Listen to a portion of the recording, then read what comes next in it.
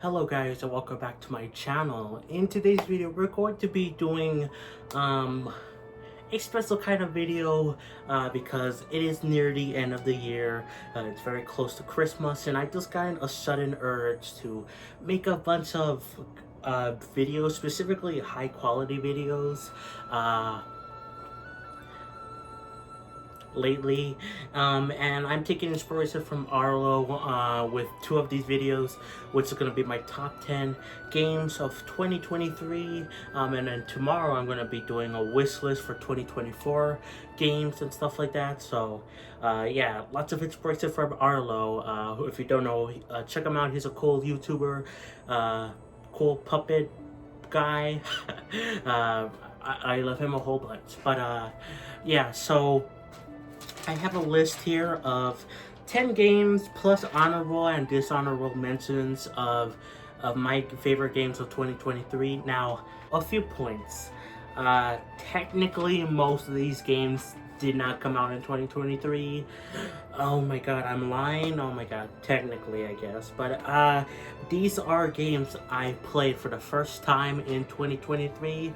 Or in the case of one dishonorable mention, I got it at the end of Christmas of last year, so you know, basically 2023.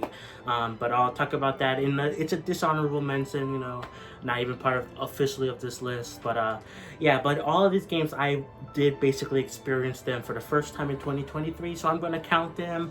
And then there's one exception towards the end where it's not a game, it's a DLC, but it did release this year, so I'm counting it, you know. Also, another point is I was originally going to make this like a really high quality video with having footage of every single game I was going to talk about, but I was like 3-4 games in, and then I'm like, no, there's like it would just take up way too much space on my phone to like download all those streams or gameplay videos or wherever that I had footage, because I had footage of most of these games on the channel, but it would just be a hassle to like just download them on and just put them off for like what, like 2 minutes of footage. So you know, call me lazy, whatever, but hopefully you don't mind too much. I'm just gonna have one game with footage, you know. I only do the footage just so you guys have something to look at rather than just my pretty face, you know. Yeah, just so people don't get bored of just looking at me talking, you know. So yeah, hopefully you don't mind me playing the same game footage throughout the rest of the video, but that's enough rambling. Let's get into the list. So number 10 on the list, this is also in, I did think about this, I did write them down in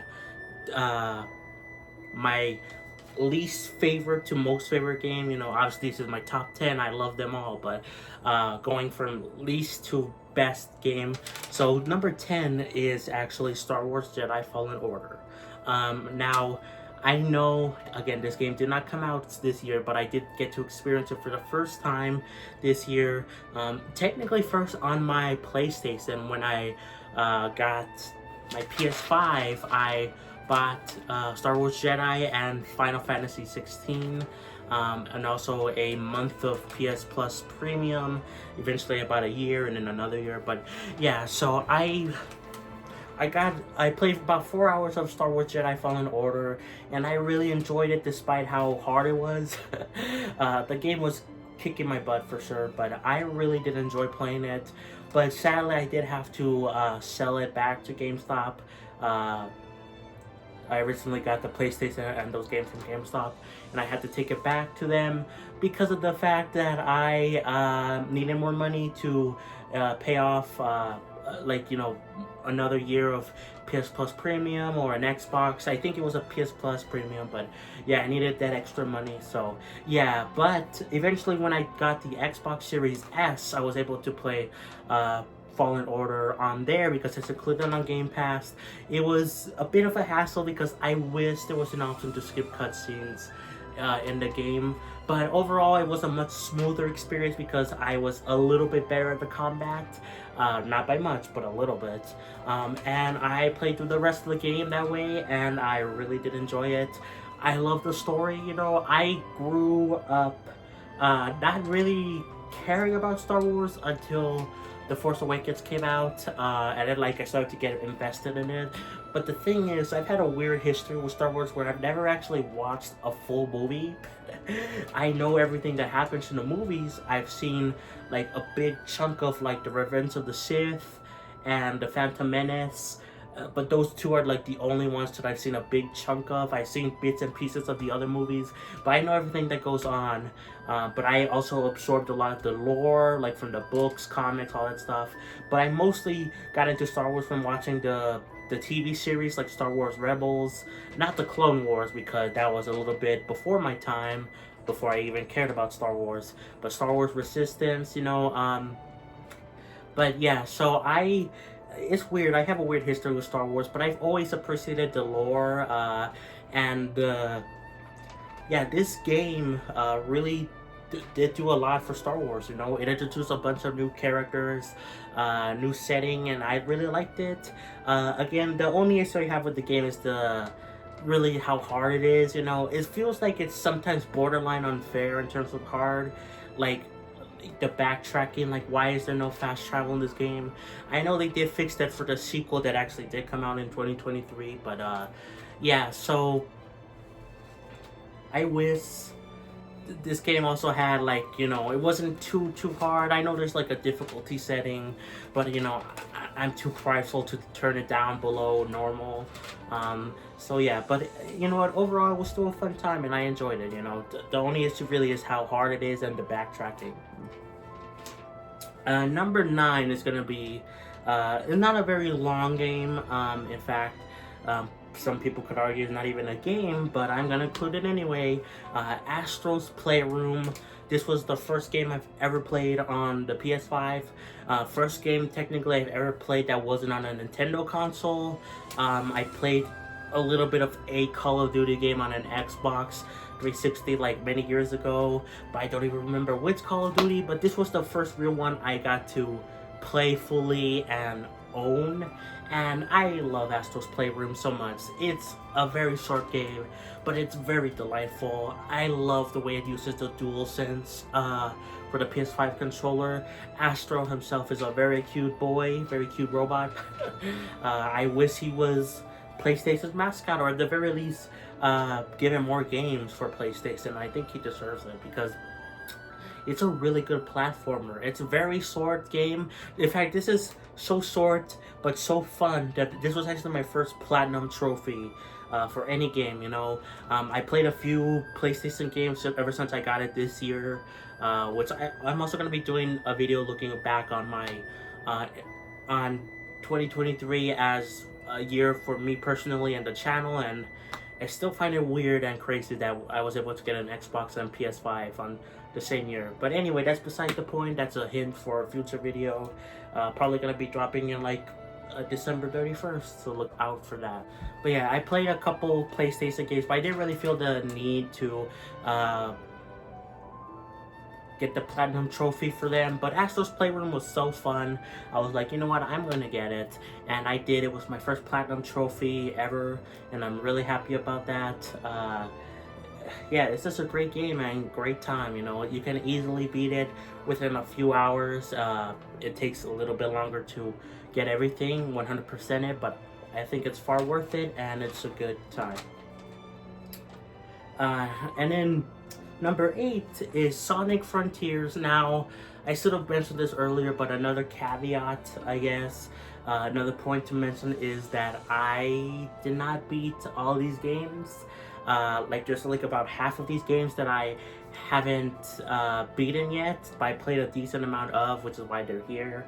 Sonic Frontiers is one of those cases where I played a lot of it. I believe about 10-12 hours or so on my PlayStation, but I had to once again I had to sell it back to GameStop because I originally got it at GameStop, but you know, I needed more money for like the Xbox or whatever I was doing at the time, more PS Plus Premium, whatever, but I needed that extra cash. So yeah, I had to let go of Sonic Frontiers even before the final Horizon whatever update came out, which sucks, but I do vow to get the game again very soon. At some point I want to get the game because I really enjoyed it. It was actually the first Sonic game I really did enjoy. I played a couple Sonic games, Sonic Colors, Ultimate, Sonic Origins, Sonic Mania, but Sonic Frontiers was the one that really hooked me. I liked Sonic Mania, Sonic Origins, Sonic Colors was okay. I think that's because of the stupid, ugly port that was on the Switch, but the game itself was fine, but the other Sonic games were good, I admit, but Sonic Frontiers was really the one that hooked me into Sonic, and it made me more of a fan of the franchise. Even though I haven't beaten it yet, I played a lot of it, and I really did enjoy my time playing it, and I can't wait to play more of it. Because of that game, I decided to buy Sonic Unleashed, and I played that a little bit, which you're gonna see in one of the categories near the end for honorable, dishonorable mentions. It kind of fits into both. Spoiler warning, from what I played of it so far. But yeah, but even then, it's still a fun time. I'm also planning to buy Sonic Generations. So yeah, Sonic Frontiers, really good. Made me a true Sonic fan, I guess. Now, number 7 is actually a game from 2023. Wow, really my first game ever of this year. And that is Final Fantasy 16. This is a game that I played for about 7-8 hours. This is another case where I got it from GameStop and just sell it, yada yada yada. But from what I played of the game, it's a really good time. I have played a bit of Final Fantasy before from the other games. Like I played a bit of 7, 8, 9. I've also played a bit of 10 and 12 now, and I play about the same amount as Final Fantasy 7 Remake as Final Fantasy 16. So I do like Final Fantasy. I wish I could get far more into it. I've also played Final Fantasy 6. I forgot to mention that, but yeah, I want to get more into those games, you know, because they are part of the lineage of what made Monolith Soft, the Xenoblade developers, who they are. So, you know, I see lots of Xenoblade inspiration, or I guess Xenoblade takes inspiration from Final Fantasy. So, yeah, but Final Fantasy 16, I know it's a wild direction for the series, because it's not a turn-based RPG and people don't like that, yada yada yada, but I actually really enjoyed it. I think that's part of the reason why it's hard for me to get into Final Fantasy. I don't mind turn-based RPGs. I played a few and I actually liked them, but I don't know, something about Final Fantasy feels a little bit different, and I hope that I can rectify in the future. But Final Fantasy 16 was the first one where I was really hooked into it, and I was actually really sad when I had to sell the game. You know, I hope I get the game back eventually. They released a DLC for it recently for the Game Awards, got shadow dropped, and then there's another one coming later on next year. So, you know, hopefully I have time to get it before then. But I mean, I'm used to playing games like later on than other people, so whatever, you know, I just hope I get to play the game again because it was a really fun time. Number 6 is our first Xbox exclusive game, and hint, it's the only Xbox exclusive game. Xbox doesn't have that much good exclusives, I'm sorry, but this is an exception, being Hi-Fi Rush. Now, I've only played like 10 hours of this game, give or take. This is another one where I haven't been in it yet. I believe I'm like halfway done through it, but I'm not completely sure. But I've loved this game a lot. I love the dynamics with the characters like Sai, that robot dude that I just barely met recently, Peppermint.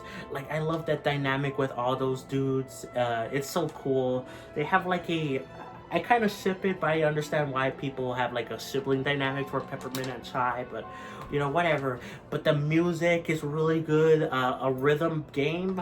Like, when I first heard it was a rhythm game, I'm like, oh, okay, I'll just have to time the presses to the beat, and then I'll be staying in like a stationary area. No, this is like an action game. You're fighting baddies. Like, this is kind of like sort of like what I would describe as like a Bayonetta game, but like with musical rhythm elements, you know. At least that's the closest I could describe it. It's action based, but when I first heard it was a rhythm game, I was like, oh, okay, you're just standing there and then like you're pushing the buttons and all that stuff. No, you're pushing the buttons, but you're attacking at the same time. It's great. I love this game. Can't wait to play more of it. It's the game that really made me choose to keep my Xbox, because I was kind of doubting, like, oh, do I really want to keep my Xbox? I could play like all the other games on PlayStation, you know, like Star Wars Jedi Fallen Order. I could have kept playing on PlayStation, but Hi-Fi Rush is an exclusive to Xbox, and I'm really happy for that, because it shows that even though there are very few, there are exclusives on Xbox that I do like, and that are worth playing for at least me, but I'm sure other people.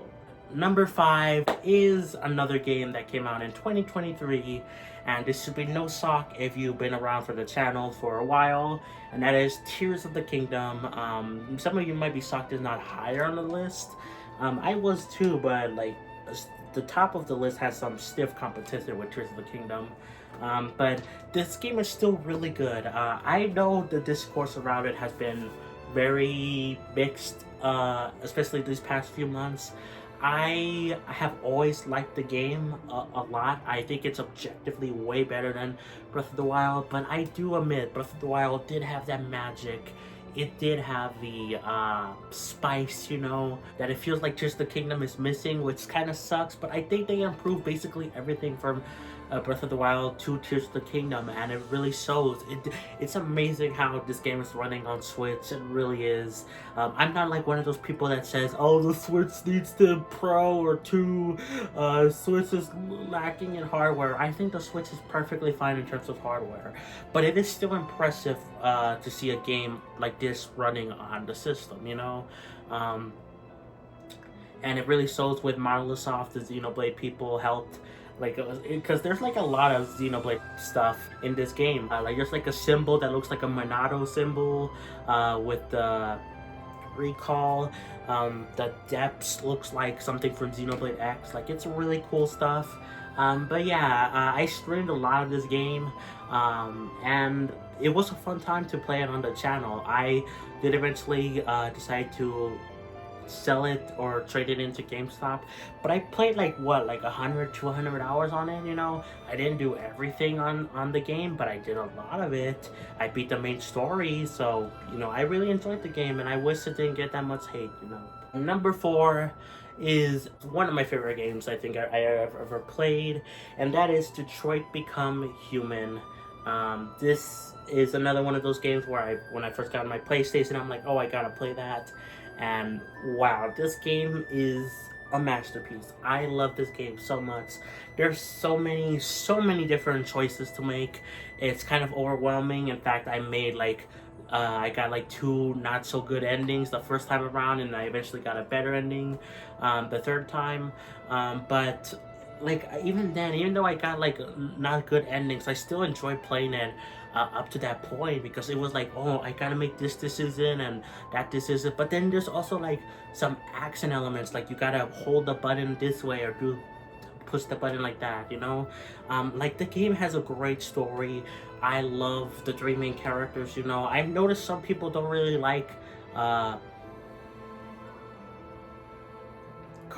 and Alice's story, that much, but I really like them. I don't know if they're my favorite story. They might be, actually. Like, they're really good. They're a really good story, but I love Connor's as well. Marcus, they're all good stories. I love how they intertwine as well. This game is just a masterpiece. I really recommend you guys play it for yourselves. It's just so good. And I'm really happy I finally got a PlayStation to play this game, even though it is on PC. But, you know, I don't have a PC. I have even a good laptop. My laptop that I use is trash. But but yeah. Third, this is another point I should have mentioned at the beginning. There's some games here where I didn't choose a specific game. I chose a specific series, and you're gonna see this with number 3 and 2. But number 3 is the Life is Strange series. I could have chosen one game, or I could have put the other games in like number 4, number 5, whatever. But I decided to just put them all in one category. Now, I haven't played its True Colors yet, or finished Life is Strange 2, but I am on the last chapter of Life is Strange 2. But I love Life is Strange. I have a big history with Life is Strange because I watched a lot of game theory growing up. I don't watch them anymore, sadly.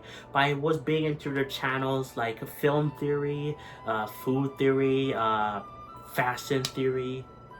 But their other channel, GT Live, I watched a lot of when I was really young as well. And one of the games they played on there was Life is Strange. And I've always thought that game looked really good. I was hoping one day I would be able to play it because, I only have Nintendo consoles. And then when the Switch came out, it was so strange that they took forever to bring the game to Switch. It just barely came out like last year or something, or 2 years ago, I don't know. But like, it was like very recent, and I wish it was sooner, but yeah, I always thought the game looked cool. And then I heard about a Life is Strange 2, and it wasn't directly connected to the first one, but I was still interested in it because two brothers. I am a brother. I have a younger brother, and we're actually, fun story actually. Me and my brother are 7 years apart in terms of age, the same as Son and Daniel in Life is Strange 2, you know. So that's crazy to think about, and it's very relatable, that game. And I'll talk about that in a bit, but yeah. So, but like, even when they were finally announced to be coming to Switch, I couldn't get them because, you know, I'm poor. I don't have that much money. You know, I was planning to get them eventually at some point, but also I did hear that the Life is Strange games versions on Switch weren't the best. They weren't running the best. And also the remastered collection with Life is Strange 1 and Before the Storm were not that good in general from what I've heard. So yeah, it kind of was put off a little bit, even though I was already, again, I couldn't afford it. But finally I got a PlayStation. I got PS Plus Premium, and they were included on there. All the Life is Strange games are there, and I have played a lot of them, and I love them all so much. Life is Strange 1, I already found really relatable because I've seen the story, you know, from GT Live, but I still made my own separate choices, and there were still, I wasn't, it's been a while since I've seen those live streams, so I kind of forgotten some bits and pieces. Like, I forgot even how Max escaped in episode 5 or whatever from that place jail thing, you know. I don't want to spoil too much, but yeah, so I completely forgot how she escaped from that, and then when I saw it, I'm like, oh right, she did that. I totally forgot. So yeah, but like, I really relate to Chloe, Max, you know, they're really relatable characters, and I love Before the Storm as well. I love the way more insight with Chloe and Rachel. And in Life is Strange 2, I think might be my personal favorite of the games so far, at least, because like, it's just so heartbreaking to see characters that I really relate to, because these two kids, these two brothers, are Hispanic. Their father gets killed, and they're blamed for the shooting and killing a police officer, and it just sucks because I relate so hard to Sean, and I also like see a lot of Daniel in my brother, you know, to some extent.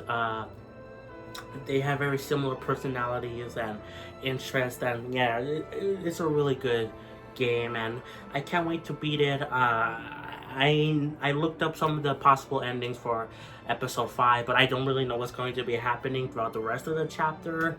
I hope I get the ending I want, but Life is Strange True Colors, I do know the vague details of what happened.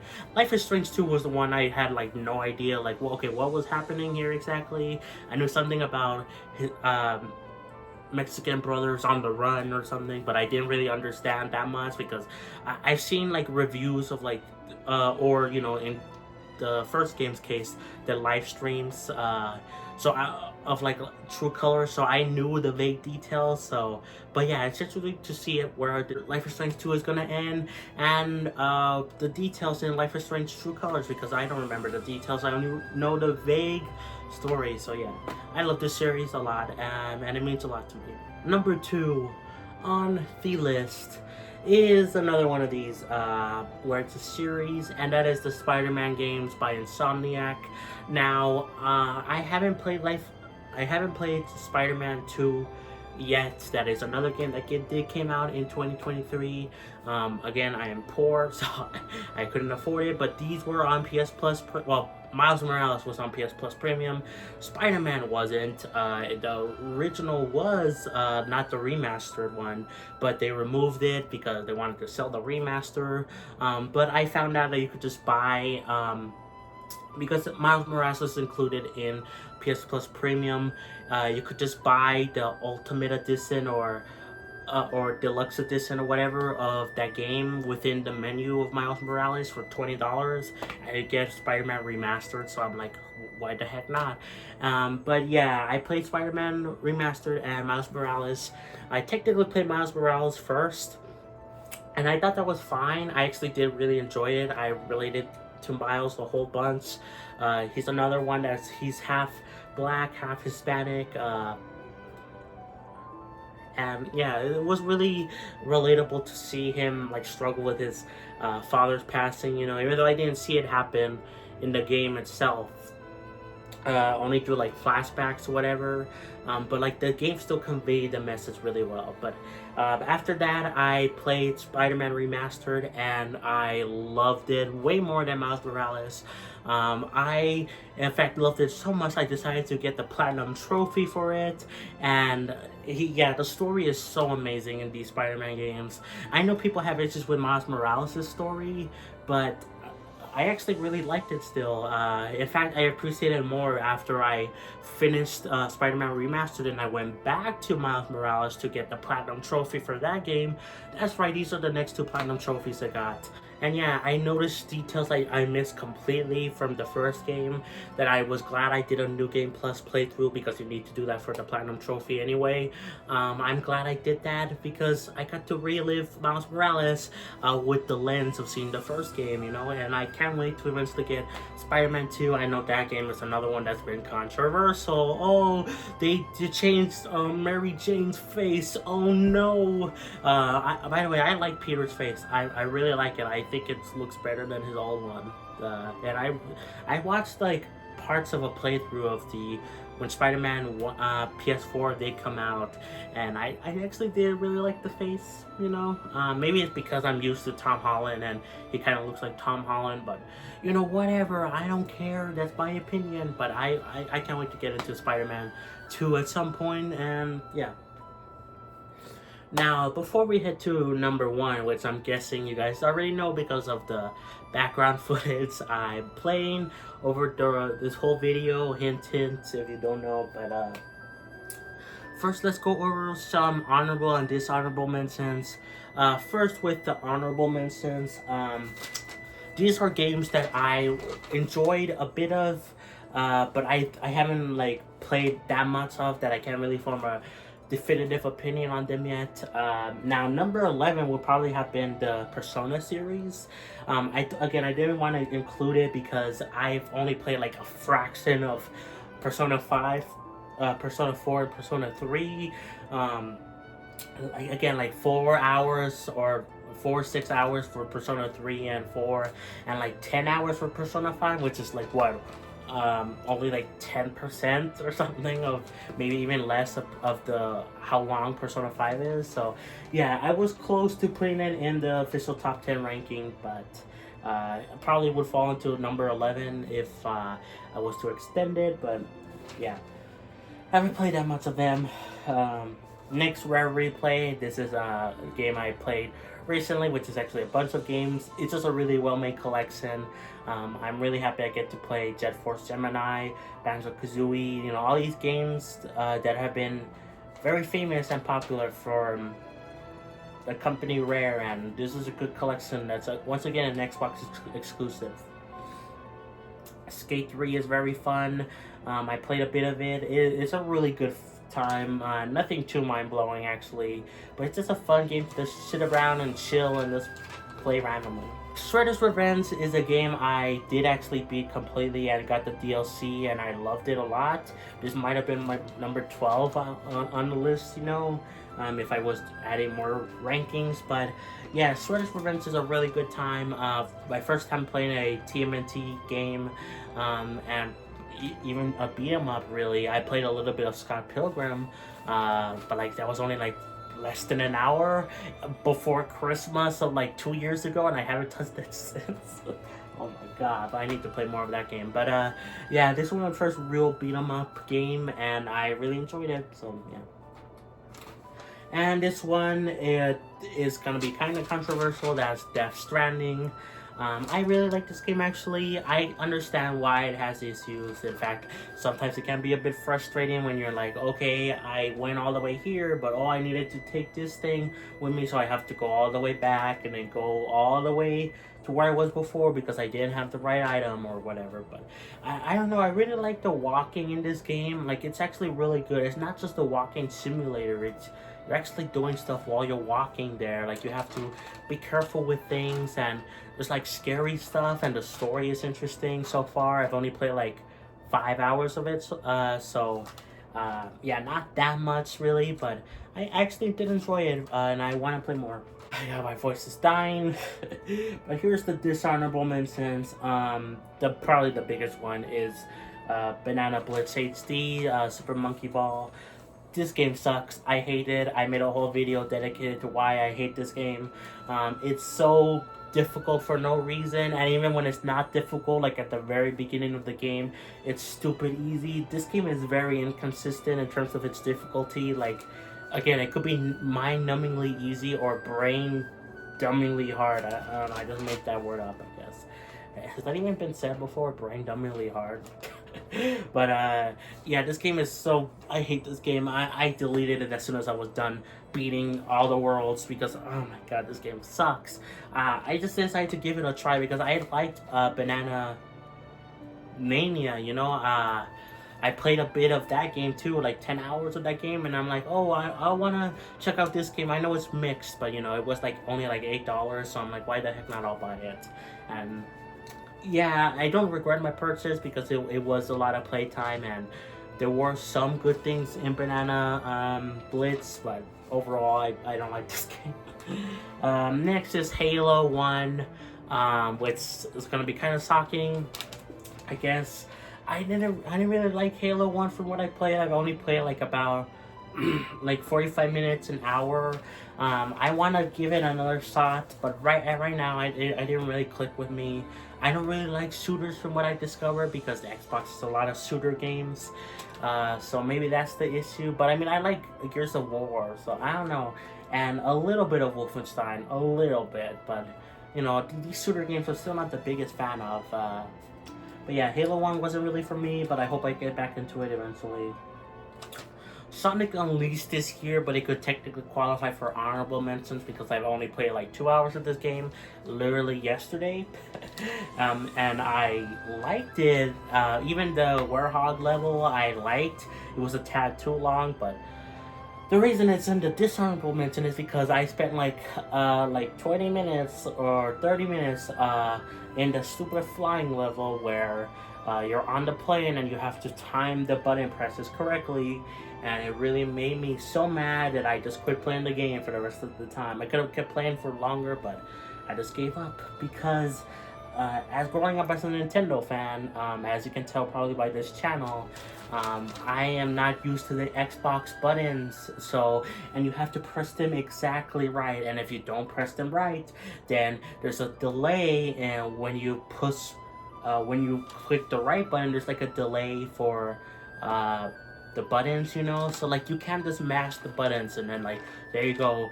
So you actually do have to time it, and it sucks. It's so annoying. I can get through the rest of the stage, but the boss fight is just so hard. It's just missile spam, and I hate it. I can't wait to eventually beat that part. I just wish there was checkpoints, man. That would make it far more bearable, you know. Like, obviously it's a problem with me because I play Nintendo consoles, so Xbox has the buttons flipped, but again, it would have just been better to just have a hacking checkpoint.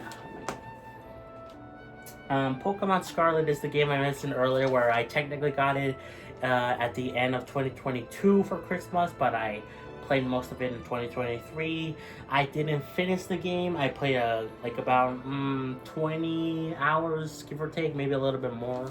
I ended up selling the game to GameStop for money, but I actually don't mind that much because I like the game, but this is kind of where I decided, like, you know what, I don't know if Pokemon is for me. I've liked the other Pokemon games. I played them, and I actually got into Pokemon pretty decently.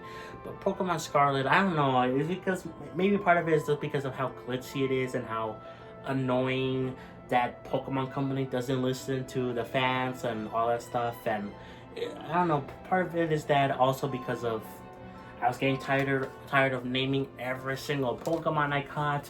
That was just a me issue. I totally understand. I was naming every Pokemon unique names. But yeah, I think those two factors just led me to like, you know what, I don't want to play this game anymore. And then the biggest dishonorable mention, probably besides Banana Blitz HD, is Starfield. I don't like Starfield at all. This is like the worst, probably one of the worst games I've ever played. Besides Banana Blitz HD, I played it for like 2 hours, you know, maybe even closer to 3 actually. But I just can't get into it. I can't. I just gave up, you know. I'm not really a big fan of Bethesda games, you know. I don't really care that much about Elder Scrolls Skyrim. I played that one for technically 15 minutes, but it crashed on me. So I'm like, I don't want to even bother. But the other Bethesda games I play, like Doom, I don't really care about. I don't know. There's some game, I don't know. I don't really know if I like those games or from that company. But it just really annoyed me how buggy and cluttered the UI is in Starfield. You know, there's too much stuff going on, and I just really disliked it. Okay, guys. Now we are moving on to our last game, which is our number 1 pick. Again, I mentioned this earlier, but it's been the footage that you've been watching this whole time in this video, and that is Xenoblade 3 Future Redeemed. This is a DLC, so technically not a game, but I mean it's basically like a mini game. Get a mini game, but like a mini parentheses and then game. A smaller game, you know. They could have easily sold this as a separate game, like they did with Torna. I don't know why they didn't actually. Maybe it's because Future Redeem actually has a lot of relevancy to the past Xenoblade games, while Torna had relevancy to Xenoblade 2, but you could play it as its own separate thing if you really wanted to. Future Redeem, there's no way you can do this because this DLC, this mini game, you know, again parentheses mini, is one of the best DLCs I've ever played.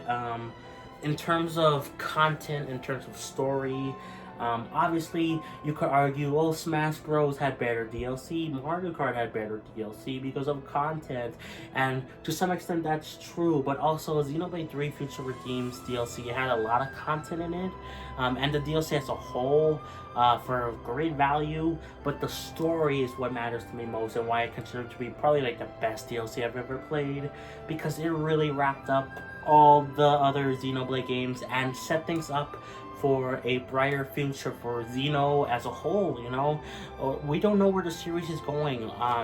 Spoilers, I guess, for Xenoblade Future Redeemed, but it could go into the path of, oh, Xenosaga gets a HD trilogy, and that connects to Xenoblade. It could be oh, Xenoblade X gets revisited, and then they do a trilogy of Xenoblade X, and then they bring that over to the Switch or Nintendo's next console, whatever.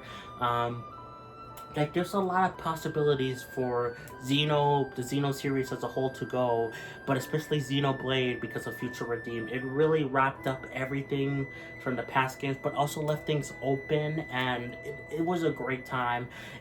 I've only been a Xenoblade fan for only a few years, you know, a very few amount of years, but this really made me feel like I lived through the full time Xenoblade has been around, because again, this is just great DLC. I love the characters in it, you know. It was nice to see familiar characters like Sulk, Rex again, you know, because I missed them from the other Xenoblade games, and in Xenoblade 3, and it was nice to see them again, and it was cool to see what the future holded for the Xenoblade 1 and 2 worlds, you know.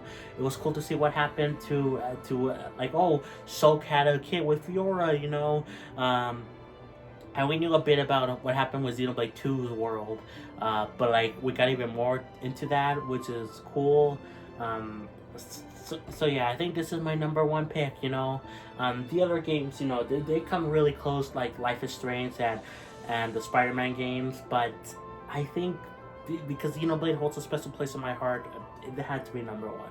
Anyways, guys, that's gonna be it. This has been a long video. I'm definitely gonna be editing out pretty decent bit of it, but it's still probably gonna be like almost a 40-minute video.